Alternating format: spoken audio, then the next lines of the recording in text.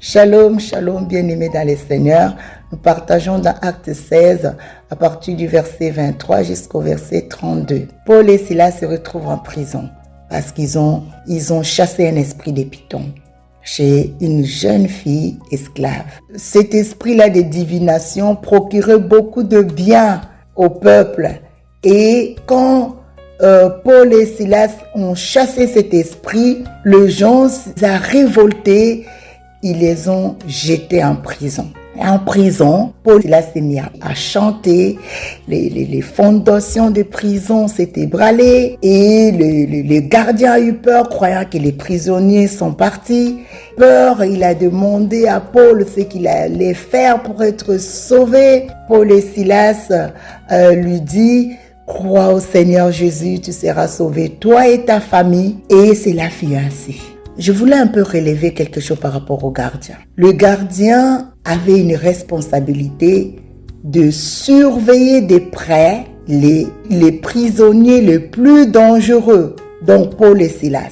Et le gardien a pris le bois, il a attaché Paul et Silas et il les a mis dans un endroit reculé. Il était rassuré de ce qu'il a fait. Il était en confiance et il est allé dormir. Pendant qu'il dormait, Paul et Silas chantaient. Paul et Silas priaient. Alors que les autres prisonniers entendaient, les gardiens dormaient. Les événements s'est passé, les gardiens dormaient.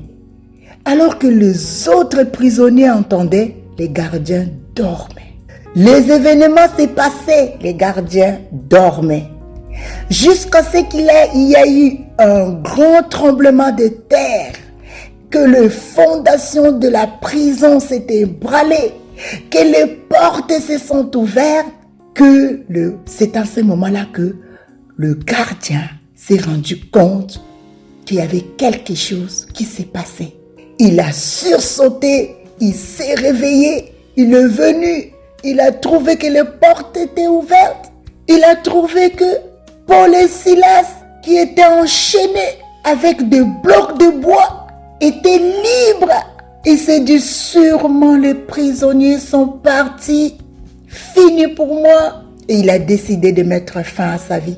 Paul lui dit avec une voix forte et ferme: arrête, ne te fais pas du mal. Nous sommes tous là. Encore heureux pour lui. Bien-aimés, nous sommes des gardiennes.